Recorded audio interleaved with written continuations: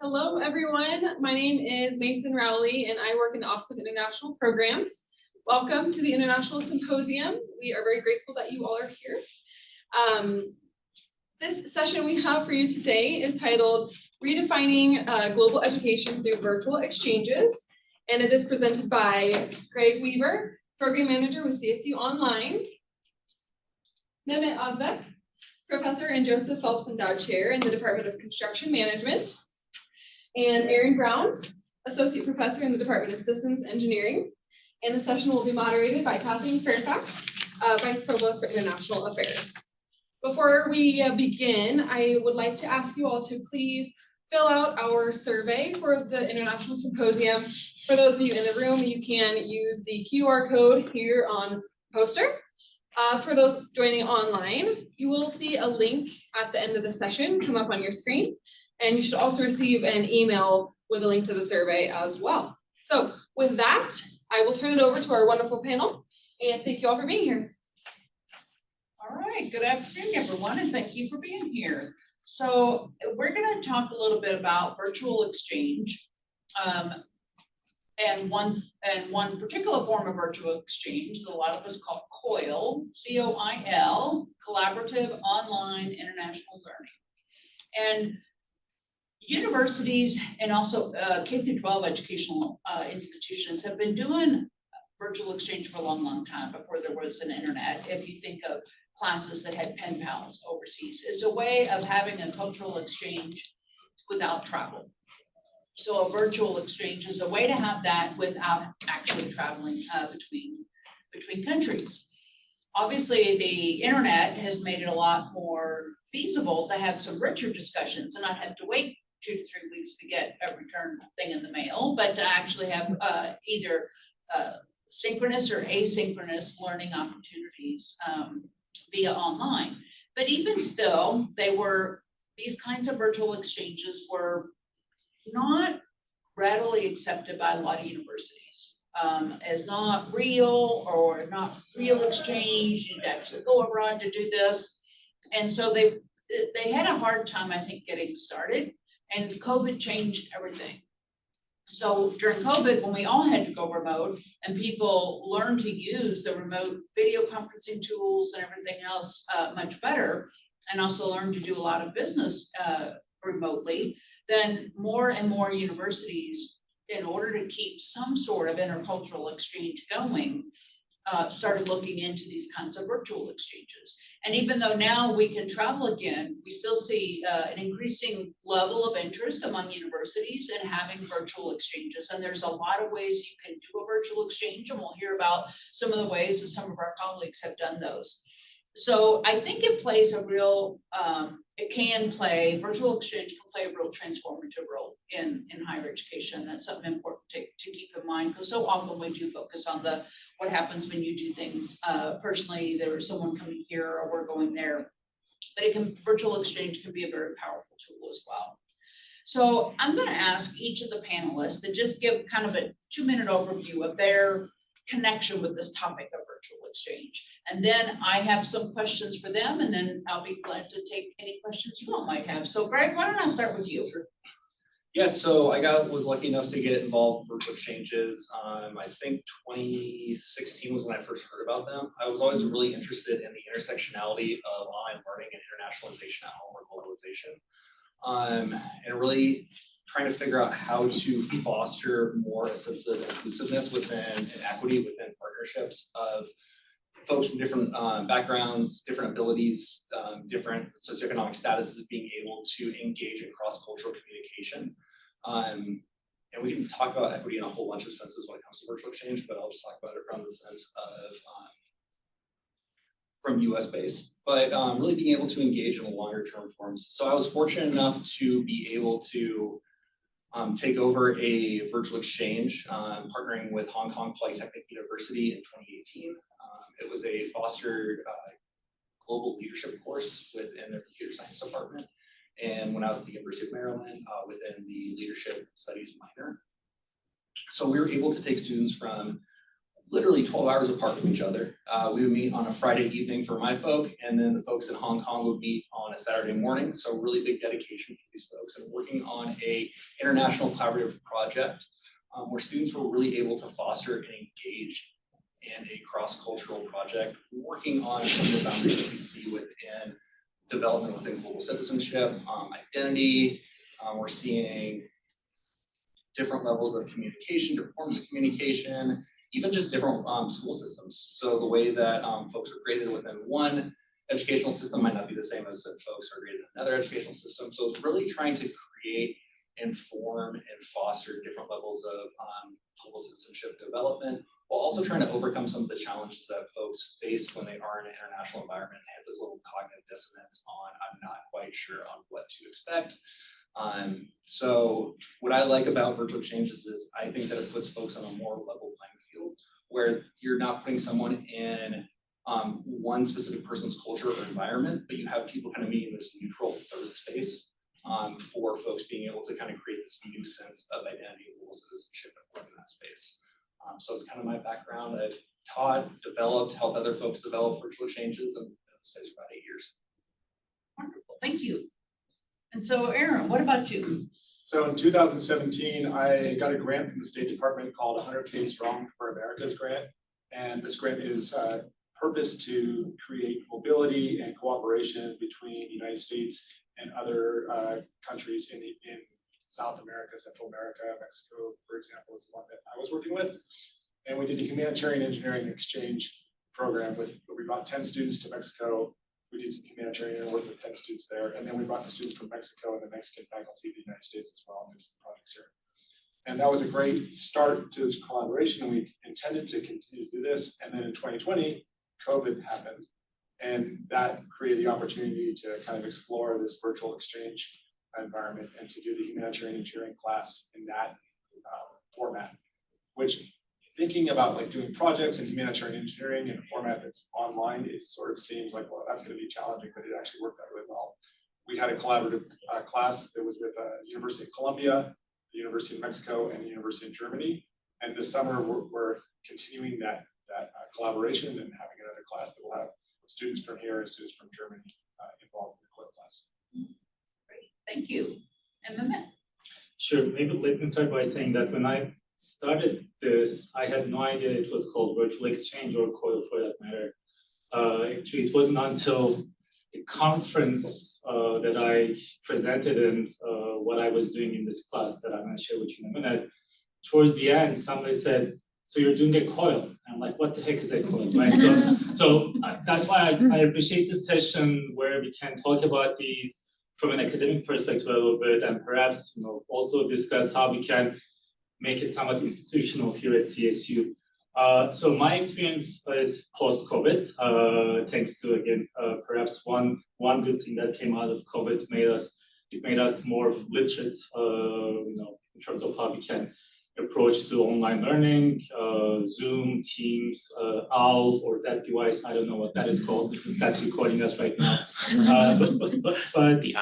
So I had, working with a faculty colleague in Turkey, where I'm originally from, I had this idea of, could we actually develop a class that we could, teach concurrently in both of our programs, and based on our research, really, that was the idea. So we started offering a graduate level class called Multi-Criteria Decision Making in Construction and Engineering. So I'm in Construction Management Department, and my colleague is in Civil Engineering. So we had to kind of encompass both.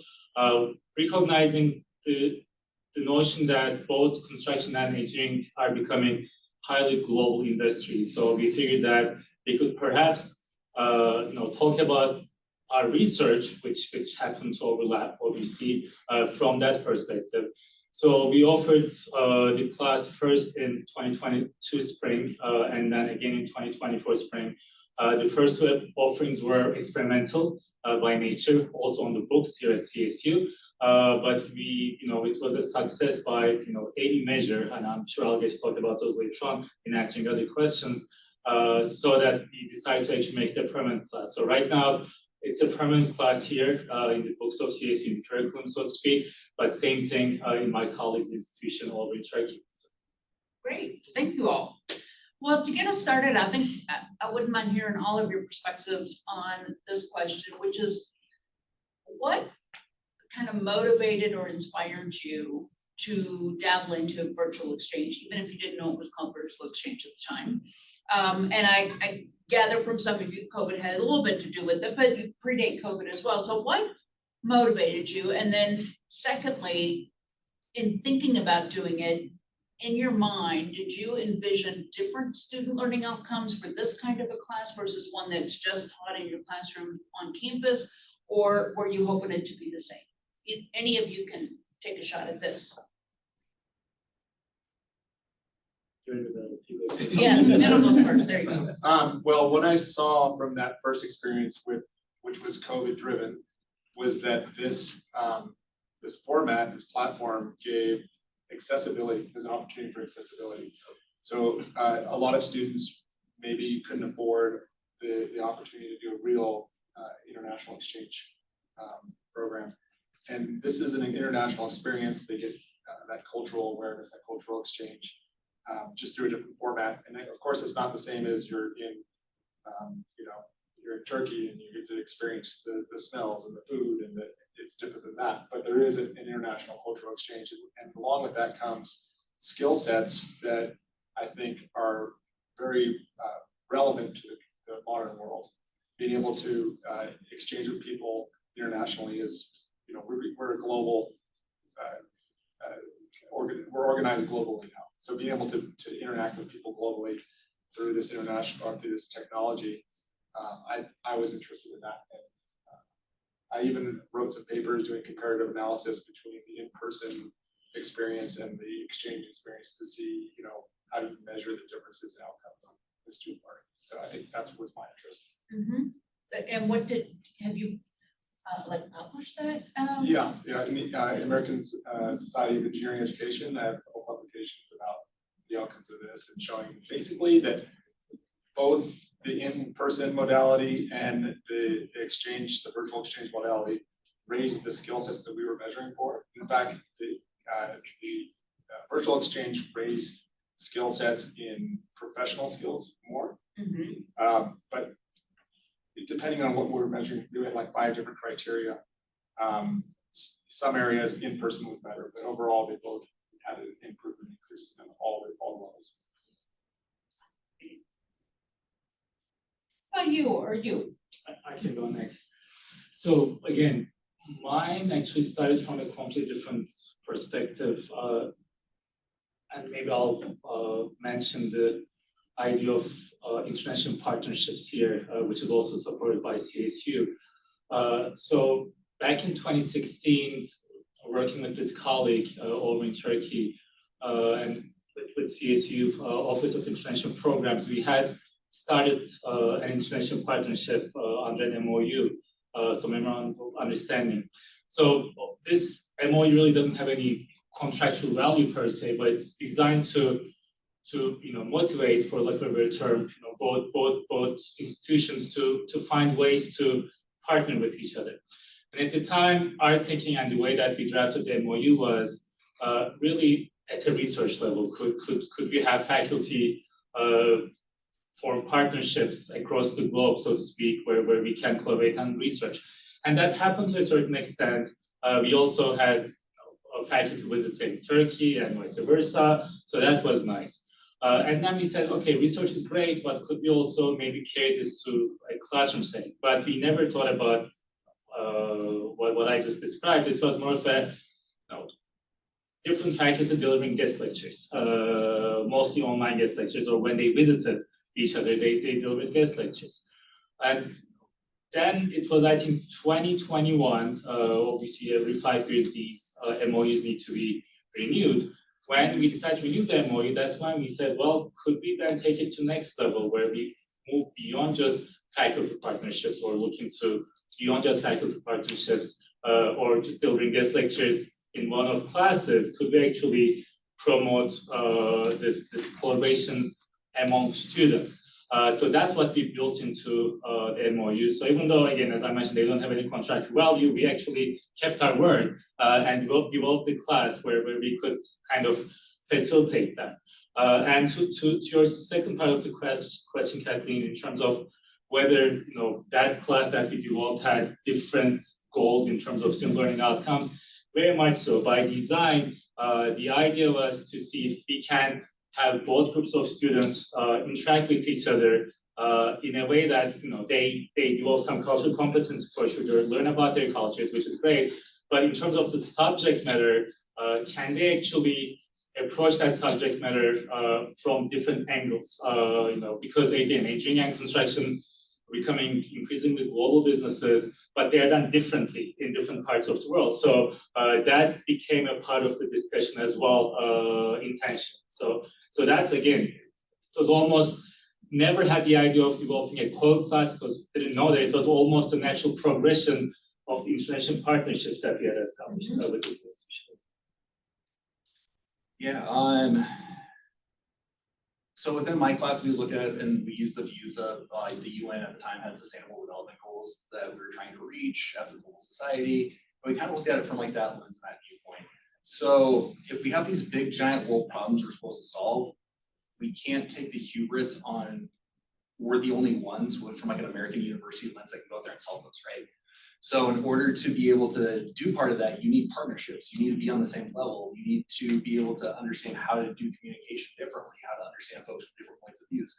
Echoing what Aaron and Matt have been saying, and well, things might be done, and you might get the same outcome at the end of it. How you get there might not necessarily be the same way, or you might not approach it by having that different level of cultural understanding behind it, or that person's different point of view. A class that I helped with the faculty on, they were an architecture class. They partnered with the University of Baghdad. And this is at the height of the initial, we'll call it travel ban.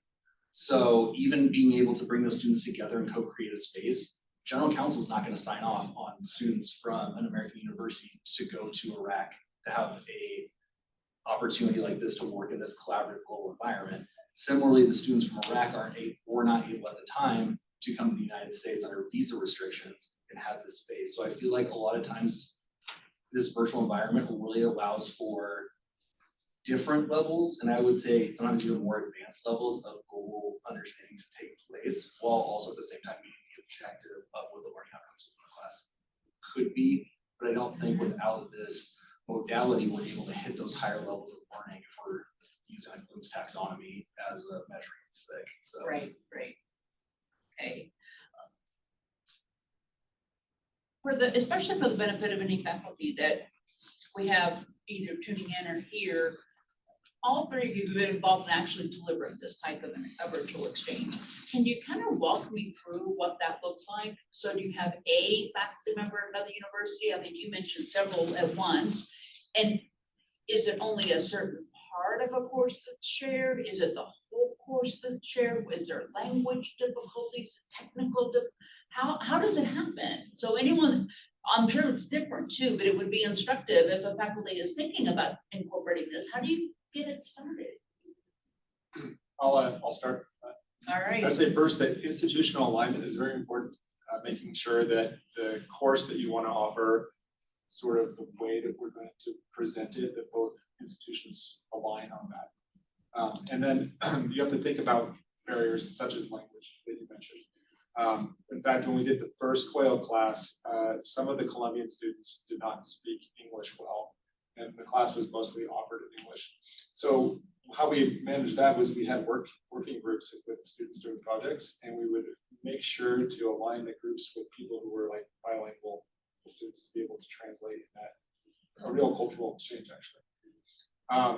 And then I think also thinking about some of the challenges like technology availability, like if you're doing a class with Germany, there's not going to be a problem with internet, and, it would be on Zoom or Teams. But if you're doing a class, well, some of the work that I do in humanitarian engineering is in the developing world, and there can be challenges there. So how do you address that? How do you deal with that? So those are some of the challenges that I've faced and had to address. But I think the main thing is making sure that the faculty are aligned on the mission and the goal of the class. That's the first step. I can go. I also think too that the power, it should start I don't know, you can take honestly, any of the approaches that you recommended can happen. It just, like, there's no best approach to it. I think it goes back to the partnership and making sure that, if we're talking about footing within the classroom and power dynamics, because power dynamics within global education is a real thing, that the faculty on both sides are in a true partnership with each other. Being able to form and help co-create this space is really, really important. If it is a fully mixed or blended, those words are challenging within online learning, but if we're doing that within the virtual exchange space, it's really important.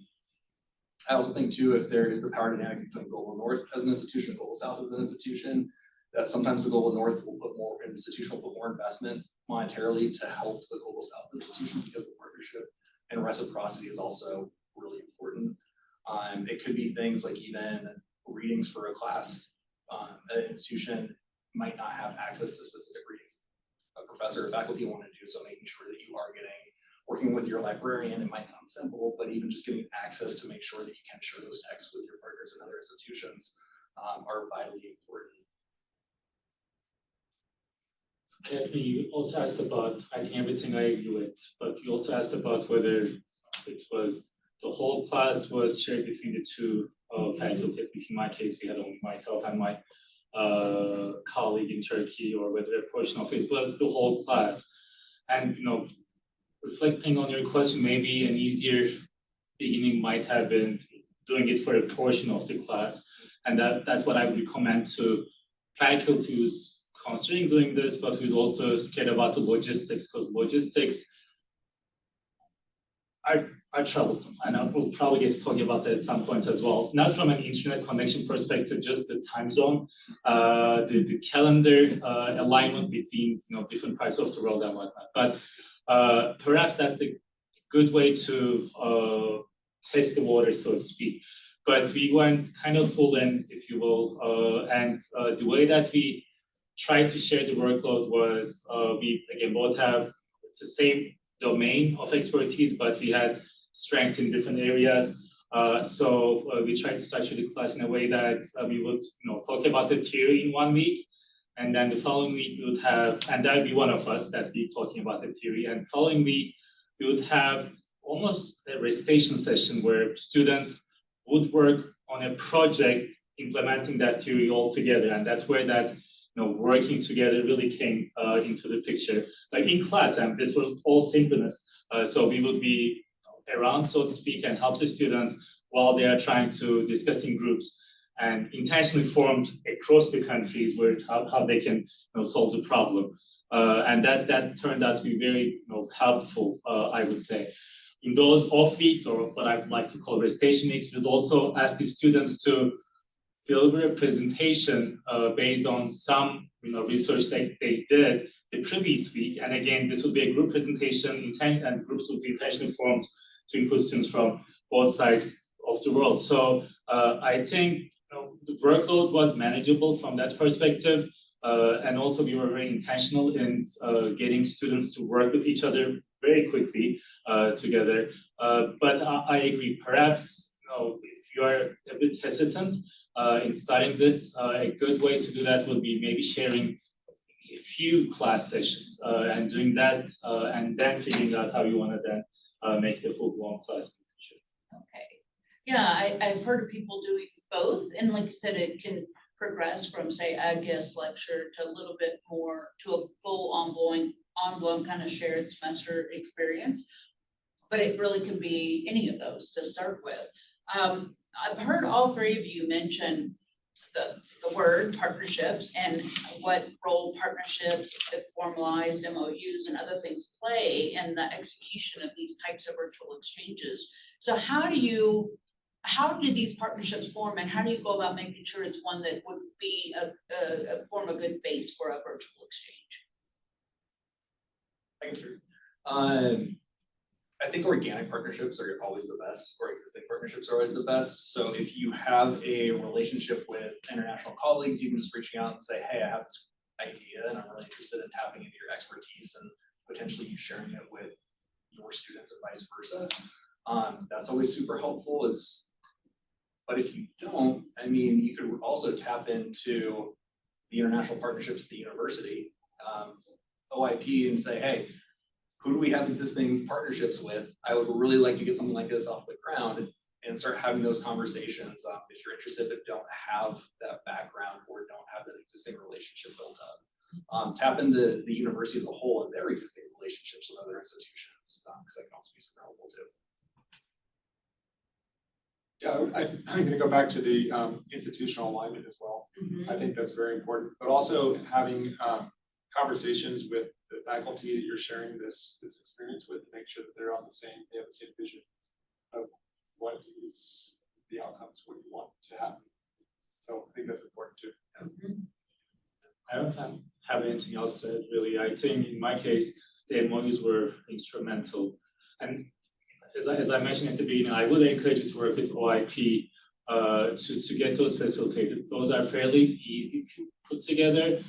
But once you have something in writing, I think you're more likely to do something about it, right? Because I always had, obviously, given where I'm originally from, I always had faculty colleagues from Turkey, but there was one time in a conference I met a faculty colleague from Brazil, and we always talked about how we could partner up. And it wasn't until we finally put together an MOU between the two institutions we realized that we better do something about it. So I think putting those in writing at least made me really consider those relationships and partnerships more seriously, and that has definitely been a good starting point for me. So with a solid partnership or a partner that you had the institutional alignment with, and if one of the biggest, say, criticisms of virtual exchange is that, well, it's not as good as real because you don't have that in-person experience. How do you design a course so that you maximize the kind of intercultural learning? As I know the subject has to be covered, it will be covered from different perspectives, but how do you maximize the intercultural learning? I'll say that in the class that I taught in the past, I did 2 versions of it. We put the students in groups, intentional groups, based on which institution they're going from and which country. And we had the students present their ideas for their projects, which brought their perspective into that situation. So we didn't have a prescribed project. They said it was very broad and open-ended to allow that perspective to be the students to interact and share their perspectives. And I think that really did promote a cultural exchange. It can't, maybe it doesn't work that way for every class, but for humanitarian engineering, for that subject, it worked well. And I've heard both of you mention kind of group projects as well, where you intentionally design is that the primary vehicle for ensuring some kind of intercultural exchange or learning that happens, or are there other ways besides a group project?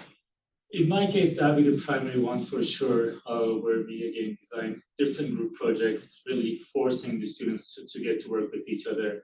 I would say content, as you mentioned, Kathleen, also when delivered from different perspectives, that does create some sort of that, intercultural connections and competency, but it was mainly the group projects. And along with that, maybe one thing I need to mention is we did have different language was not a barrier per se, because my counterpart in Turkey, the medium of education is in English. Nonetheless, still students over there had this scare, for lack of a better term, of being able to speak up, because here are the students who are taking the class in the US and need to speak English, which is our second language, kind of. So that seemed to be the mentality. So we tried to kind of address that fairly early in the semester when we realized that's what's happening. We had conversations offline, both I and my colleague, with the students in Turkey, saying you need to be able to speak up, you need to be able to share. It's the same class basically delivered in two different places, and I think that helped quite a bit as well. But again, to your question, I would say that also then led to, I would say, more fruitful discussions within groups when they start to work on their group projects as well. So you need to address that shyness, for lack of a better term, early on, so that all students feel a part of this, one class which happens to be delivered in 2 different locations. Yeah, similar, utilize group projects, within the courses that I've taught within this space. I think another big thing too is like we use Zoom as our online learning platform.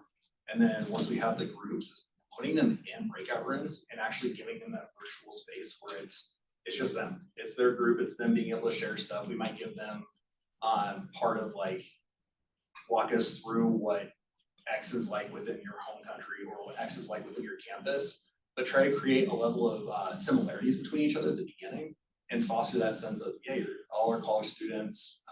And I would say even dial back a little bit from like what the primary learning outcome is for the class as a whole at the beginning, because you really want to start to foster and create like sense of belonging, sense of like whole identity, I would say, and more like similarities at the beginning. So even just being able to put folks in the breakout rooms and like you can still check in on like on the students and make sure that they're still like working towards like what they should be working towards, but it also gives them kind of like a safe space without the faculty kind of like breathing over their necks to their shoulders to kind of create a space that's more their own. Okay.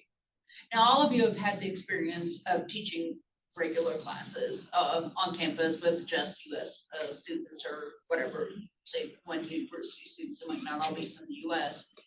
How would you describe any differences in student engagement in a virtual exchange versus in an on-campus course? And are there things that you do? You were starting to talk at them now. How can you make sure you foster that student engagement?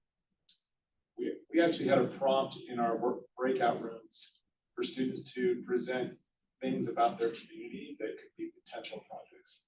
So that way the students could say, hey, I'm living in Colombia, or I'm in Mexico, or I'm living in the mountains in Colorado, and these are issues that we have that maybe some engineering could help with, because it was a humanitarian engineering course. So in that way, students got to talk about where they live, and it naturally leads to conversations about the good things and the bad things in the community.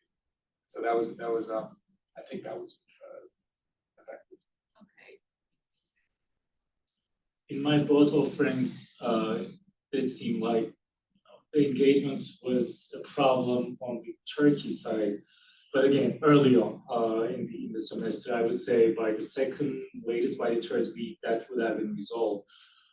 It's interesting. I think students have a different mentality when we present the class as such, that they are willing to. I was very happy to see my students here where they were really inviting the students over in Turkey to be a part of the discussion, to participate, almost calling them out and saying, what do you think, right? So it was very rewarding to see this happen in both of the offerings, but I think it comes with the territory when our counterparts overseas seem to be a bit, I would say shy at the beginning until they get to that point. But I would actually go as far as saying these exchanges for me have been, when I compare to a traditional regular class, an average regular class that I have taught in the past, these have been more engaging in terms of students' engagement and how they talk to each other, how they interact. So I don't know whether that was just pure luck for the first offerings or whether there's something to it. I really don't know. When I think about that type of experience you all are describing that the students in your classes have, I think about what that provides for students in terms of career readiness, because in so many fields, there will be international teams where they do their work in teams or in small group environments virtually. And maybe there's some time when people travel, but a lot is going to happen virtually. It's a real cost saving measure to get people to work together virtually as well. So do you think your students also see it as a good career prep? And do you make a point of that in trying to, say, market your class? Yeah, absolutely. I taught the class for 5 semesters, and I had at least 6 students come up to me and say, I use this class to get a job. To where I'm building these global competency skills, I'm building these leadership skills, I'm learning how to communicate in a multinational environment, which I don't care what field you're in, like companies, firms, schools, what have you, they all look for those skill sets.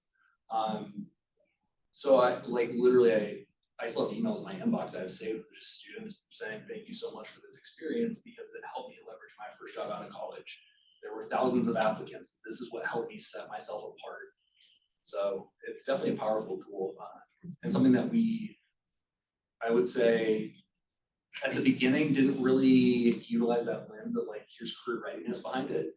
But after talking with colleagues over in the Career Center, they're like, cross-cultural communication is one of the biggest skills that employers are looking for. So if students are being able to communicate that on a resume or an application, it definitely helps them move up in a very competitive market or a very competitive field. I think that's a great point, and I haven't taught about marketing class as such, and I haven't asked the question to my students, but there's definitely some value that they get out of this class to able to market themselves from hey, I was able to interact with my peers in a different country who had a different take on this project, right? I think that's priceless. Interestingly, I'll answer a different question, but somewhat related, I would say. In terms of career development, what I have seen happen is in our second offering, we also opened this to undergraduate students, seniors specifically. And especially the seniors who attended the class in Turkey, after the class reached out to me multiple times asking what kind of graduate school opportunities would be here. So they did use it for career development from a different perspective. But again, that does have the potential to kind of open a whole other door, right, for our peers and counterparts in other countries as they consider applying for graduate programs. So we also in our class had surveys for the skills that were being gained in the course. And I think having those surveys helps the students think about what they're learning. So that when they finish the class, they're like, oh, I learned these skills and I was surveyed on that. That really is sort of a trigger for them to think about that. Right. So that's another prompt that we had in our class. And related to that then, have any of you ever either used or thought about using an industry partner in some part of the class, either as just a guest lecturer, since industry is the one that's going to benefit from students prepared in this way? Is there a way that an industry partner could be beneficial in these spaces? For mine, it was an interdisciplinary course. So it would be, I'd say, a little more challenging trying to get someone from an industry to come in and talk to all the students. But I think definitely, even if we were to get someone like the Career Center, Career Services. But you said it was leadership, right? It was. I mean, you could have someone from an NGO on leadership, from the military Sure. on leadership. There could be a number of, yeah. We had a guest speaker who was doing contract work for USAID at the time. So he's doing water, wash stuff, water, sanitation, hygiene. And some of the projects we were working on were related to water, sanitation, hygiene. So he talked about his experience in the field. So we did have That kind of career connection. Yeah. I haven't had that, but that's a great idea. I just took it over. Just for students to be able to see and for industry to maybe give feedback as to what sorts of things that the students are learning that is particularly helpful to them. I guess I want to turn it over for some questions, but I do have one last question for you all, which is, where do you think this is going to go in the future? COVID's behind us, but yeah, online learning and online communication is here to stay, and better and better. What's the future of virtual exchange? I think we're living in a more and more connected world. And you look at technology, how technology is changing our world. Just for example, think if COVID had happened 20 years ago. How would we have been able to pivot like we did in academia? I mean, we literally went overnight to having all of our classes online. And I mean, there were challenges. I was the director of the mechanical engineering program at that time. And I had to make sure that the faculty were, that was my students, they did great. The faculty, the ones who it's problematic for, but we saw the power of that technology during that experience, right? And so I think that this is just an area that's going to grow, and we can see more potential in connecting us with the world and understanding each other better, which is really important for a more peaceful. I'm gonna say, I think the future looks bright, subject to institutional barriers or support, depending on, however you want to look at it. I'm glad that we're having this conversation. As I mentioned in the beginning, I think it was 2 years ago in the same symposium, I presented my experience, and we went to Kathleen, and then, we talked about how we can really try to find ways to get some institutional support. And by that, I don't mean money, right? It's always welcome, but it's more of a, us having these conversations, us sharing best practices, and looks like there is some movement along those lines where a task force is being formed. I assume there will be a web page developed. So those are all good things. But I also think there are some devils in the details when it comes to these kind of programs. I'll give you a very quick example. So when we first offered the class, obviously both groups of students ended up registering for their own courses in their own institutions, got their own credits. I think that's fine. But we wanted to have all students to be added to one single course management system, right? Whether the one in Turkey or here in campus.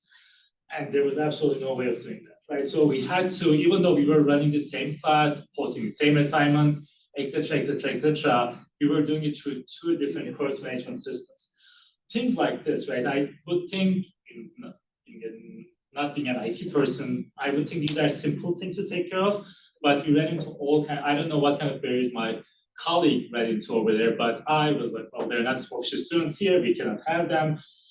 Again, if you are wanting to promote these, we need to find some solutions to these basic problems, I would say.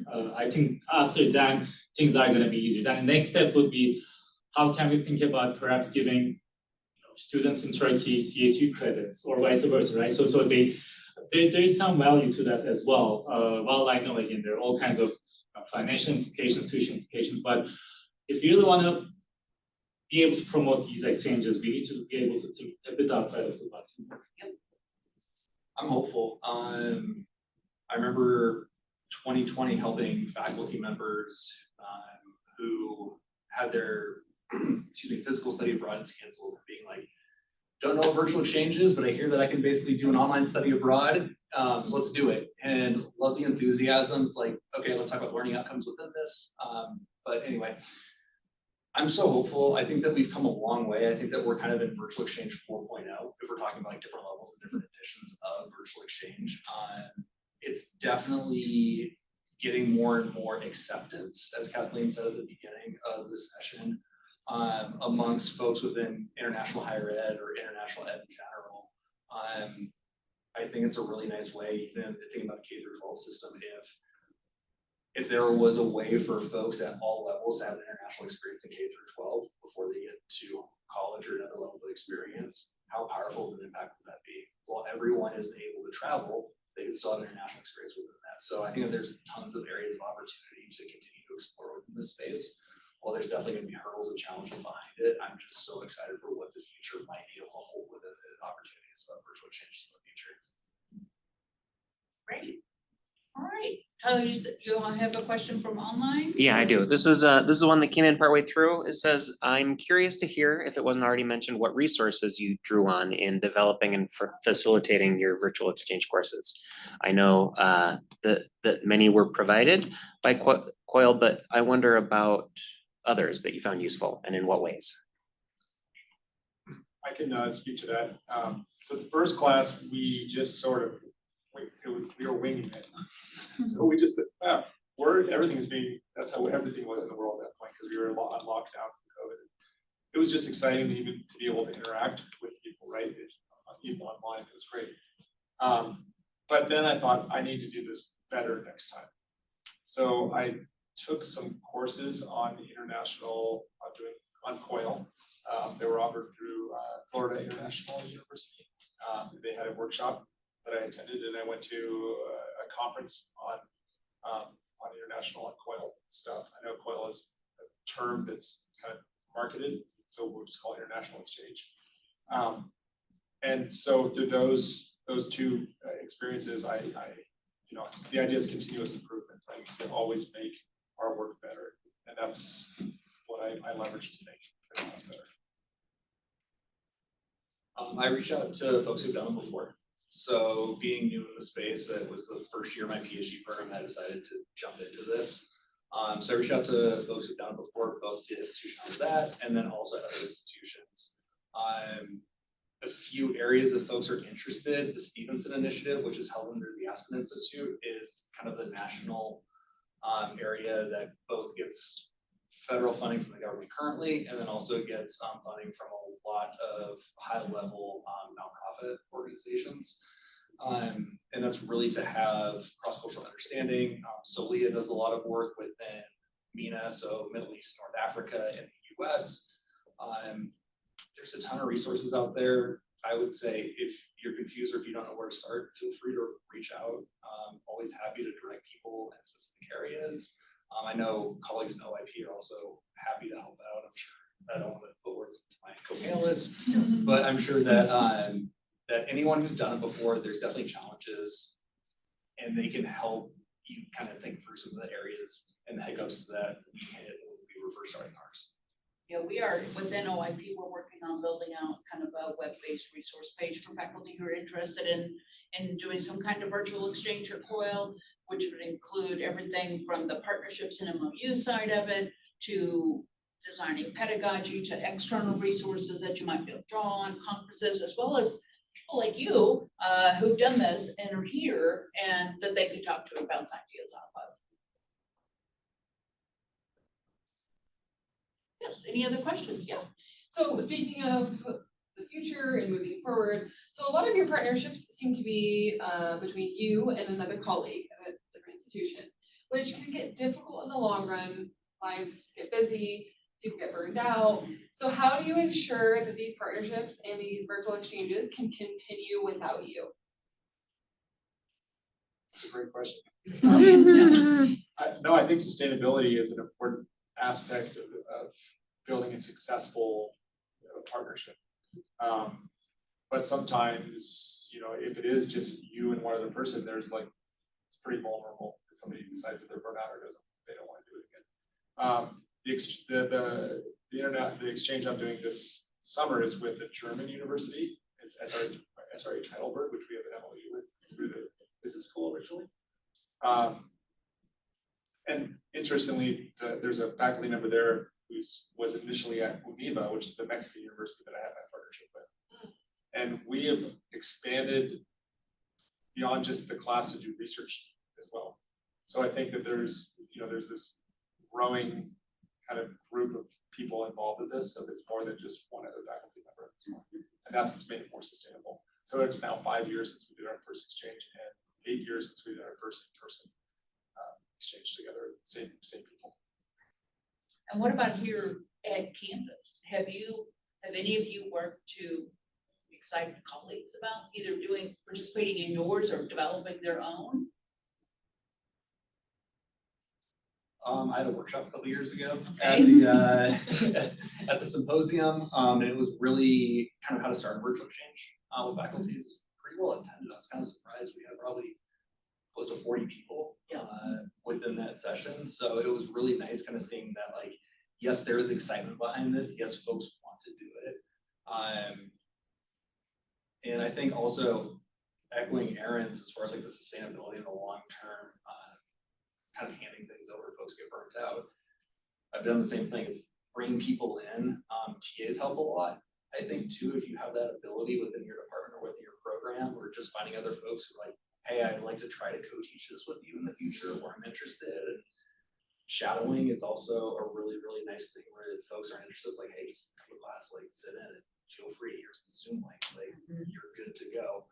But yeah, co-publishing is another big one, and just kind of figuring out from the faculty's perspective, what is it you want to get out of it from the faculty beyond just teaching students this interesting, unique space that always isn't leveraged, but think about longer term, how does this help for faculty development, growth, and sustainability on there as well too. So I'll say, I think the expanding the class beyond just 2 or 3 institutions is also a key in that Right now, I'm working on a very ambitious goal where I want to offer another core class offered in perhaps 6 to 7 different institutions concurrently.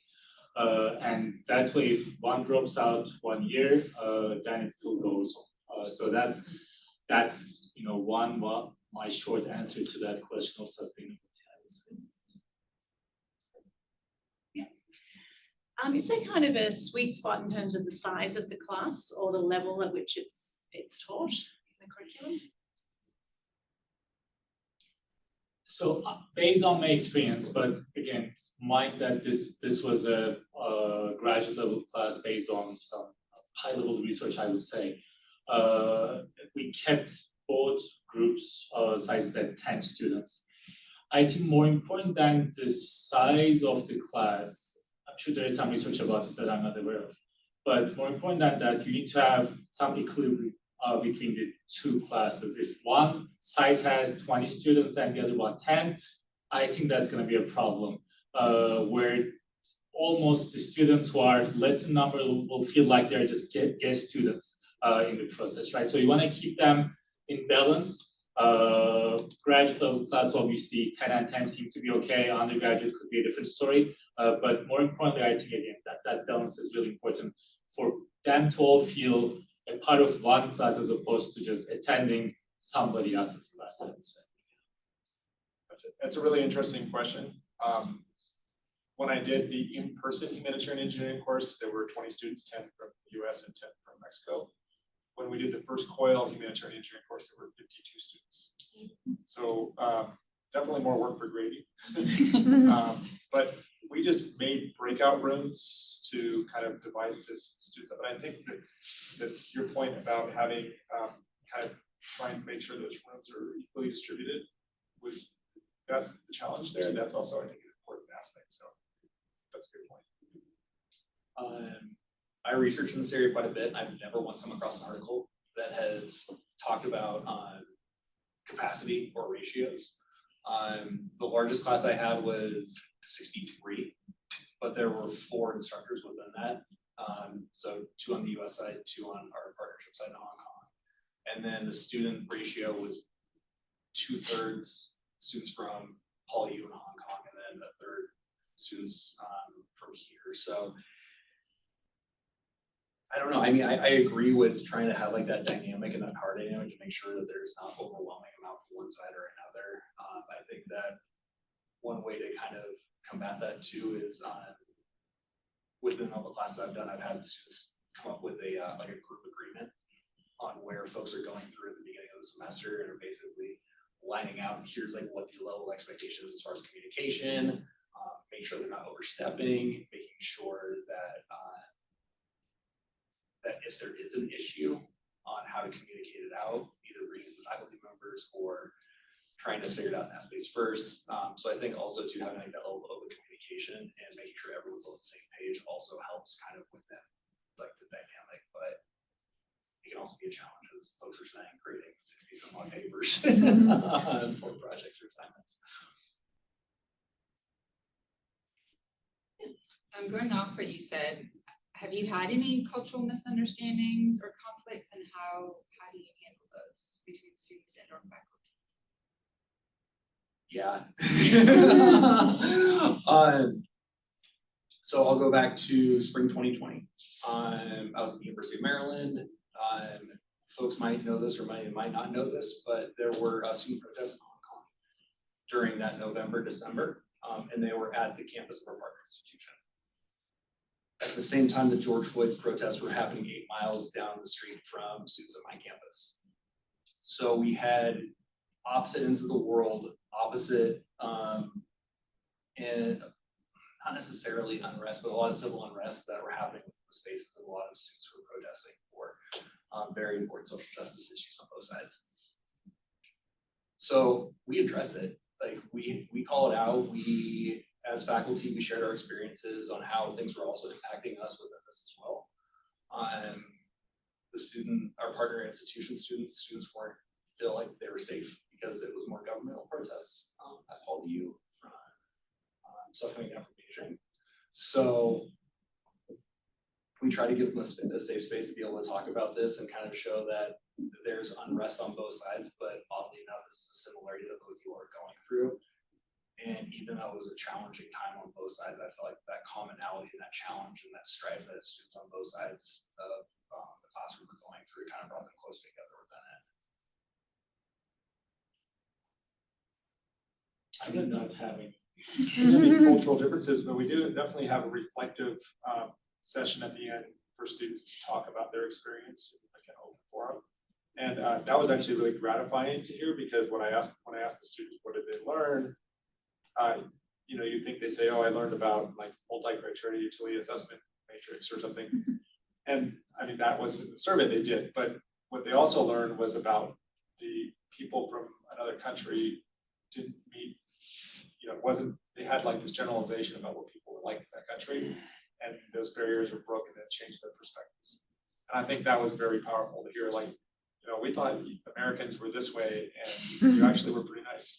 You know, so, and actually, it's like, I actually have some of the students I know afterwards, because I'm in contact with many of my students, became friends with students from the class. So it was like really a positive experience for building that cultural connection. Any other questions?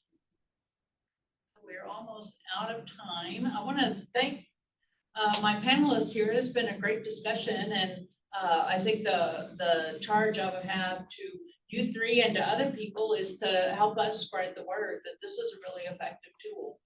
And we can say it until we're blue in the face, and I'm not sure the faculty will believe us, but hearing it from their colleagues makes all the difference in the world. So every chance you get, talk about that. It's a great experience.